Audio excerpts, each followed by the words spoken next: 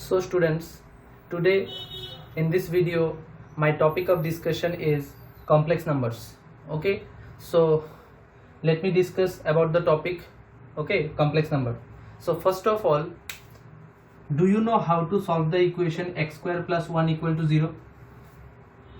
Okay, can you solve it? If we go to solve this kind of equation, at that time we will write like this: x square equal to minus 1. Then we'll get what? We'll get x equal to square root of minus 1. Okay, then if we want to solve this equation, okay, if we want to solve this equation by quadratic formula, which you know already, okay, in your class 10 already you have done. So if we want to solve this one by quadratic formula, so what we'll get? X equal to minus b plus minus root over b square minus 4ac divided by 2a, that one. So if I take minus b, it will be 1 plus minus root over b square minus 4ac. A means 1, c means 1. So 4ac, that means it will be 4 divided by 2a. 2 into a is 1. So if I simplify this one, 1 plus minus root under of again minus of something coming. And already you know, if under square root, okay, if under square root some negative things coming, then this thing or this part is considered as undefined in mathematics. Okay, before the invention of complex number, this root over of minus 1 was taken undefined in mathematics. That means if we are getting this kind of thing, okay, this kind of thing, that means this is called the discriminant. Okay, this is called the discriminant. Okay, so if the discriminant means under the square root whatever you are getting, b square minus 4ac, that one is called discriminant. If the discriminant is coming less than 0, then we are telling that there is no root for this equation. There is no real root for this equation. Yes, roots are there, but there is no real root. We are telling no real roots. Okay, that means we will not get any kind of real number in solving this one if we are getting the discriminant less than 0. That means if we are getting under the square root, if we are getting minus of something. So before the invention of complex number, this part root over of minus of something was undefined, okay, was taken as undefined. That means if they are getting this kind of things, root over of minus of something, that means we can conclude that this equation cannot be solved. This equation cannot be solved, or it is not solvable.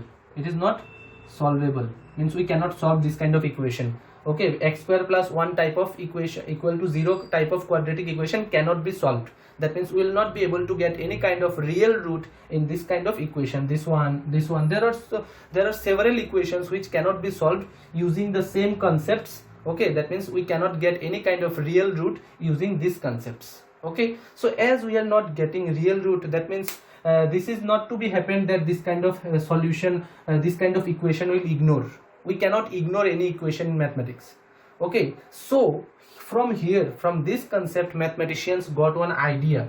Mathematicians got one idea. What idea they have got? You see, what idea they have got? They have got, or they have defined, because where is the problem lying? Problem is lying if root over of minus something coming, is that it? Suppose here it came root over of minus 3. So this problem is not only with 3, problem is with the root over of minus 1. Is that it? Problem is not with 3. Root 3 is defined only. Root 3 is an, what is? This is an irrational number. We know that one. But we are not, means this root over of minus 1. That means we are not aware about the thing root over of minus 1. So this root over of minus, that one they have defined as I. They have defined this root over of minus 1 as I. Okay, and they are trying to solve this problem. Means problem was what? Problem is root over of minus of something is undefined. This one was the problem. Now mathematicians tried to solve the problem root over of minus 1 by defining it as I. Okay, and this I means imaginary number. Okay, imaginary number. You can tell imaginary means they have imagined. Okay, they have imagined one number. That means root, in place of root over of minus 1, they have used some iota. Okay, they are telling this one iota, or it is I. We can tell root over of minus 1 is equal to I. Okay, and from here they have deducted one different branch of mathematics, that is called complex numbers. Okay, now number system. Now the number system having the two parts. One is real number, another one is complex number, and this name, and that's why they have given the name as complex number. Okay, why complex number? Because they have solved this problem. This one was a problem in case of real number. In finding the real roots of this equation, they are getting root over of minus of root 3, root over of minus 3, root over of minus 3, or root over of minus 1, root over of minus something they are getting. So if there is root over of something, as we know the discriminant, if it is less than 0, then that one is undefined. So root over of minus 3 is also undefined. Now to define that one, they have defined root over of minus 1 as I. Okay, so from that part a different branch of mathematics opened up. That one is called complex number. So what is the thing, what they have defined? They have defined root over of minus 1, root over of minus 1 is equal to I. Okay, root over of minus 1 is equal to I, and from that part they have deduced several numbers. Okay, several complex numbers, or we can tell this one as a imaginary number. We can tell this one as a imaginary number. So what is the basic thing? Basic thing is root over of minus 1 equal to I. Now you see, if I take square in both the sides, if I take square in both the sides, so what I'll get, it will be minus 1 and this one will be I square. That means we can tell I square equal to minus 1, I square equal to minus 1. Now if I want to find what will be then I cube, I cube will be equal to, I cube can be written as I square into I. Now already we know I square is minus 1. Okay, so it will be, this one can be written as minus I. So I can tell I cube is equal to minus I, is not it? I cube is equal to minus I. Similarly, if I want to find I to the power 6, what would be I to the power 6? I to the power 6 can be written as I cube whole square, is that it? I cube whole square. So I cube means what? I cube is minus I, so minus I then whole square. So minus I whole square means minus square means plus, then we are getting only I square. Now I square is what? Minus 1. So we can tell I to the power 6 will be also equals to minus 1. So this is called the I algebra. This is called the I algebra. If we are doing the algebra using real numbers, if we are doing the algebra or performing the algebraic equations, algebraic calculations using real numbers, that is called real algebra of real numbers, and these are the called algebra of complex numbers, or we can tell this one as the I algebra, I algebra.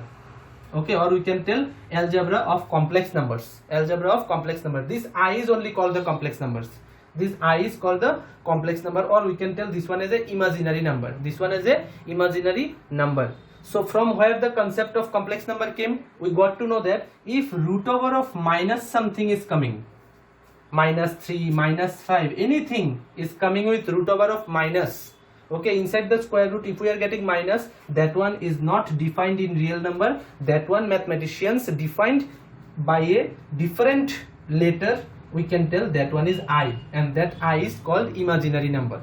This is not a real number, this is just an imaginary number which mathematicians has imagined, and they opened up a new branch of mathematics that is called complex numbers. This kind of numbers are only called imaginary number or complex number. And with the I, they have introduced several other things that is called I algebra. That means using the same concept, we can find I to the power 18 also. What would be I to the power 18? We can write I to the power 9, okay, into I to the power 9. In this way I can write I to the power 9 can be written as I cube whole to the power 3 into again I cube whole to the power 3, isn't it? So I cube means what? Minus I whole to the power 3. Okay, again minus I cube means minus I. No, already I have deduced I cube is equal to minus I. That one I am using here. So I cube is minus I again whole cube. So minus I whole cube means minus cube, if you do it will be another minus, and we are getting I cube into again here minus cube means minus, okay, and I am getting I cube. Okay, so minus of I cube again minus of I cube. So minus minus will be plus, then I cube means what? Again minus I. Here also I cube means what? Again minus I. So minus minus again plus, okay, I square. I square means what? Minus 1. So what is the value of I to the power 18? I to the power 18 equal to minus 1. Look it is very much easy only, means not that much hard. Okay, little bit tricky it may be. I have used the laws of exponents. Okay, means 18 I have written I to the power 9 into I to the power 9. 9 I have split it as I cube whole cube, means 3 3s is 9. No, 3 3s, this will get multiplied. 3 3s are 9, again 3 3s are 9. Okay, so again now I cube, the value of I cube I have taken minus I, then minus I whole cube, here also minus I whole cube, then minus, if you take cube, minus cube will be another minus. then I cube. Here also minus cube will be minus, again I cube. Now I cube is minus I. I cube is minus I have taken. Here also I cube is minus I. This minus and this minus got plus. Again minus I into minus I. Both the minus got plus. I into I means I square. Now I square equal to minus 1. So we got the I algebra. Okay. So this is the I algebra. After getting this one, so here I have discussed what is the history behind complex number, or how complex number arrived. How complex number arrived. How it is arrived? Whenever mathematicians go on to solve this kind of quadratic equation, they got this kind of situation, root over of minus something. Okay, or you can say, you can tell this equation, or you can take this equation also, x square plus 4 equal to 0. Okay, you will not be able to solve this one. Okay, because it will be also give you minus of 4. 4 can be taken square root, it can be 2. But what about minus? Root over of minus, when they have got, they stuck here. Okay, they cannot proceed further from here, as they have got root over of minus 1. From that part, mathematician defined one more concept. That one is, if root over of minus 1 we are getting, that one we can write I. And that I, this concept is taken as the branch, as a new branch of mathematics, that is complex number. That means if you are getting root over of minus 1, we are considering one more number. We can tell this one as a number only. Okay, iota. Okay, that one is called complex number. This I is called the complex number, and this is the inventing step of complex numbers. Okay, inventing step of complex number. Now after getting this much, we need to know what is the standard form of a complex number.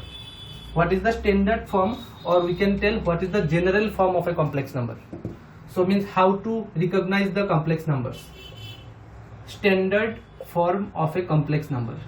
Okay, complex numbers. Complex numbers are denoted by the symbol Z. Complex numbers are denoted by the symbol Z. Z equal to A plus IB. Z equal to A plus IB. This is called the standard form of any complex number. Any complex number can be written in the standard form. That means A plus IB, where A is a real number. A is a real number. B is also a real number. B is also a real number. Okay, and this A is called the real part. This A is called the real part. Any complex number having two parts. One is real part, and including this means the together IB. This together IB is called the imaginary part. Imaginary part. Okay, first of all, you see these A and B separately are the real numbers. Okay, like 2, 3, 4, any kind of this A and B separately. Now if I take this A is also called real part of the complex number Z, and this IB together is called the imaginary part of the complex number Z. This IB, not only B, okay, this B is called this B is a real number, simple real number, but this IB is the imaginary part. Means, okay, both together, IB is the imaginary part of the complex number, and this A is the real part of the complex number. So what is the standard form of any complex number? Standard form of any complex number, Z is equal to A plus IB. Okay, A plus IB. Remember, standard form of any complex number, that is A plus IB, where A is what? A is called the real part. What is IB is called? IB is called the imaginary part. That means real part. Okay, if I give you the notation, okay, real part of Z, RE. Okay, RE of what? Real part of the complex number. Complex number is denoted by the symbol Z. So what is the real part of this complex number Z? Real part of this complex number Z is equal to A. Okay, now if I ask you what is the imaginary part, that means IM of Z. I told you, no, I is called the imaginary number. I have already told that this I is called the imaginary number, and the value of I is root over of minus 1. Already we knew. Okay, already we know. Okay, so this imaginary part of Z, what is the imaginary part? That one is IB. Okay, this is the called the imaginary part of Z, means imaginary part of this complex number, and this is called the real part of Z. Okay, so in any complex number Z equal to A plus IB, there are two parts. One is real part, another one is imaginary part. And if someone asks you what is the standard form of complex number, standard form of complex number Z is equal to A plus IB. Okay, this is the standard notation or standard form of any complex number. Now after discussing this much, now let me tell you, as we know, we can show the real numbers in the number line. We can show the real numbers in the number line, and also we know how to show any point like 1, 2. okay, like 3,4. These are the real points, okay, x coordinate, y coordinate. This kind of points we can put, suppose this is a point A, this is a point B, we can put the points in the coordinate system. Obviously we know how to put the points in the coordinate system by counting in this way in the real number line. Okay, so we can put this kind of points in the coordinate system. This is called the coordinate system. Okay, now how to put a complex number in the coordinate system? So before that, let me give you some examples of complex number. Let me give you some examples of complex number. So what I have told that z, okay, complex numbers are denoted by the symbol z, okay, and z is equal to a plus ib form. The format of complex number is a plus ib. That means we can tell 1 plus 3i. I can have this one. This is also a plus ib. A plus ib. Also I can have another complex number z equal to like 5 plus I into 2. Okay, I into 2, that means a plus ib. I can write in this way. Also z can be written as 3 minus 2i. Now there is a problem. I have told a plus ib, okay, z equal to a plus ib. This is the standard form. But this b can be negative also sometimes. Okay, how I can write? A plus I into minus 2. I can write in this way. Now this is also in that format, a plus ib. So this is also, these are the examples of several complex numbers. Okay, now how to plot this kind of complex number in the coordinate system? In the coordinate system, as we are putting like this kind of real number point. Okay, these points are of real numbers. We know how to plot this kind of points in the graph. Okay, similarly we can put the complex numbers also in the graph. Okay, so putting complex numbers in the graph, this kind of complex number in the graph, okay, that is also a system like coordinate system. Okay, there is also a coordinate system. Okay, but the names are not same. Like in putting the real numbers, we are drawing the x-axis and the y-axis. The horizontal was called the x-axis and the vertical one was called the y-axis. Similarly here, okay, in putting the complex number, this is for the real numbers. Okay, this is called the coordinate system, or we used to tell this one Cartesian plane. Cartesian plane is used to put the real numbers, okay, real points. But to put the complex numbers in the coordinate system, another plane, this plane is called Argand plane. This plane is called Argand plane, okay, or sometimes it is called complex plane. Complex plane. Okay, so we are putting the real number points in the Cartesian plane and we will put the complex numbers in the Argand plane or complex plane. This exactly looks like same only. Okay, process are also same, but the names are different. This is called Argand plane. So if someone asks you where to represent a complex number or how to represent a complex number graphically, so we'll tell we'll represent a complex number graphically in the complex plane or the Argand plane. Now as it is a Argand plane or complex plane, there is no x-axis, y-axis. Okay, suppose this horizontal axis, we know this one is x-axis, no, but here we will not tell this one as a x-axis. The name of this horizontal axis would be real axis. This horizontal one is called the real axis, and this vertical one is called the imaginary axis. Okay, this vertical axis is called the imaginary axis. Okay, the vertical one is called the imaginary axis and the horizontal one is called the real axis. That means we'll put the real parts of any complex number along the real axis and we'll put the imaginary part of a complex number along the imaginary axis. Because already we know in any complex number there are two parts. One is real part, another one is imaginary part. So whenever to put any complex number graphically, okay, whenever we'll need to put a complex number graphically, we'll draw not the coordinate, not the Cartesian plane, we'll draw the Argand plane. What I've told, this one is called the Argand plane. If you are supposed to put any complex number, suppose I am taking z equal to 1 plus 2i. Okay, this complex number we want to put in the graph. Okay, so we'll draw one Argand plane where this axis, this horizontal one is called the real axis and this vertical one is called the the imaginary axis. So what is the real part here? Real part here is 1, and what is the imaginary part? That one is 2. So we'll put the real ones. Putting style is same only, means we'll go one distance, Okay, I have taken the real one, that means 1. Now what is the imaginary one? That is 2i, that means 2, we'll consider as 2. Okay, so we'll go 2 distance upward. So 1, 2. So here I got the point 1 plus 2i. Okay, system is exactly the same. Okay, system is exactly the same. Already I have told the working procedure is exactly same. We'll go 1 distance along the positive real axis. This is called positive real axis. Okay, this is called positive real axis, not x-axis.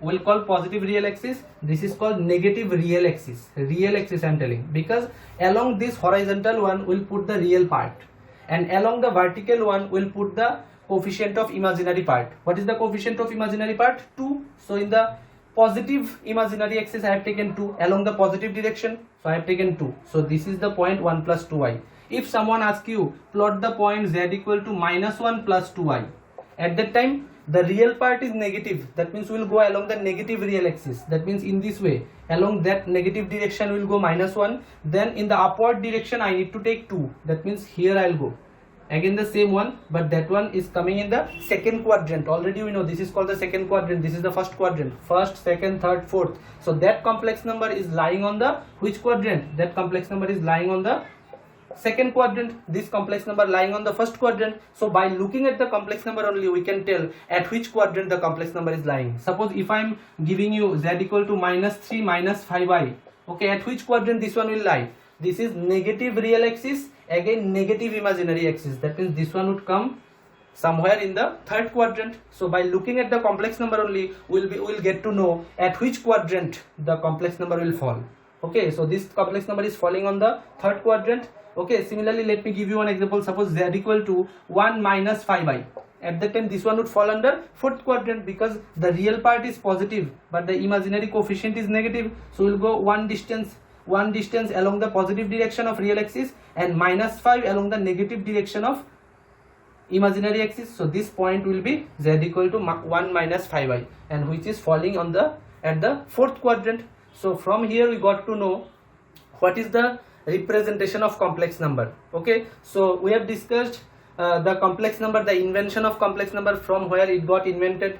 Okay, in solving some quadratic equation they got root over of minus something, there they got stuck. From there they got a new idea, that means root over of minus 1 if they are getting, they are putting I. From that concept they got the idea of complex number, different branch of mathematics. Now number system got divided into two parts, one is real number, another one is complex number. Thereafter I have discussed what is the standard form of any complex number. What is the standard form? Okay, standard form means z equal to a plus ib. This is the standard form of any complex number I have discussed. Z is the notation with which you will denote complex number. Complex numbers are denoted by the symbol z, and it is represented as a standard form a plus ib, where a is called the real part and this part is called the imaginary part.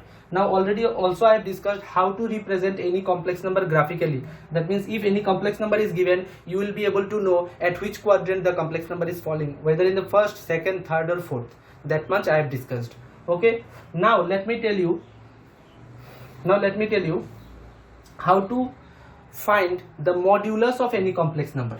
Okay, modulus. First of all we need to know what is that modulus. Okay, modulus of any complex number. Okay, modulus of complex number. You see, suppose you are having a complex plane, okay, or eigenplane you are having, and you have taken one complex number 1 plus 2i. Suppose this complex number is here in the first quadrant. We got the complex number there. Now obviously the complex number will have, or the point will have some distance from the origin. Obviously it will have some distance from the origin, is that it? So that distance is called the modulus of that complex number.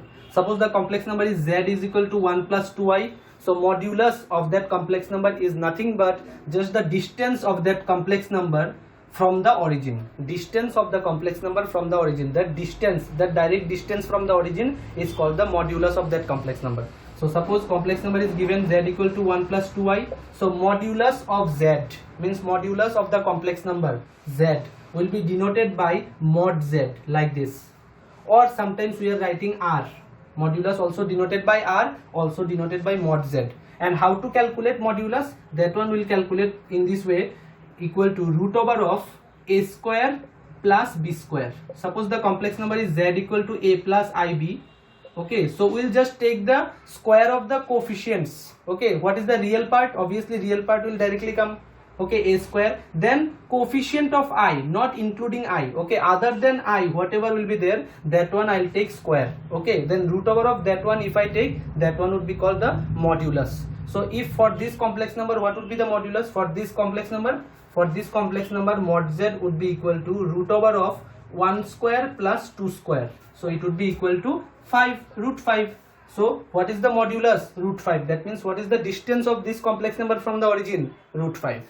Okay, so in this way we will calculate the modulus. Let me give you one more example for modulus. Suppose one complex number z is equal to given minus 1 minus 5i, minus 1 minus 5i, and they have asked to calculate the modulus. So first of all, tell me, this is not desired, but tell me at which quadrant this complex number will lie. This complex number will lie in the, both are minus, no, that means it will lie in the third quadrant, means somewhere here. Now what is the modulus of that complex number? Because this complex number is, we got z equal to minus 1 minus 5i. Now modulus means from the origin at what distance it is lying. So it means distance from the origin of this point of this complex number, that is called the modulus. So mod z would be is equal to root over of a square, means minus 1 square plus b square. What is your b? B is your minus 5 square. Okay, then whatever the, after doing calculation, we are getting what? 26, no? So it will be root over of 26 like this. So if any complex number is given, first of all try to identify what is your a, what is your b. Okay, or try to compare any complex number with the standard form, that means a plus ib. Okay, what is your a for this complex number? A is equal to, if I compare, a equal to minus 1, no, then plus ib should be there. So ib, so if I write this one minus 1 plus I into minus 5, I can write in this way. So a is minus 1 and b equal to what? B equal to minus 5. So these are the values of a and b. After getting a and b, just calculate the modulus. Modulus can be denoted by r or it can be denoted by mod z. That one would be equal to root over of minus 1 square plus minus 5 square. So it would be equal to what? Root over of 1 plus 25, which is equal to root over of 26. So this is called the modulus of any complex number. So that much only for today. So what I have discussed, I have shown the invention, I have discussed about the invention of complex number, then I have discussed a little bit about I algebra. That means if with I, okay, because I equal to, we got root over of minus 1. I have shown how to get 8i cube, how to get I to the power 9, means several powers of I, that is called I algebra. Okay, that one I have discussed. Then I have discussed also how to represent a complex number in the eigenplane. What is eigenplane? I have discussed. What is eigenplane means where the complex number are represented graphically, that plane is called eigenplane. In the real number case, it is called the Cartesian plane, but in representing the complex number, we are using that word as eigenplane. Now in eigenplane, this horizontal one is called the real axis and the vertical line is called the imaginary axis. Then how to represent any point in the eigenplane, that one also I have shown.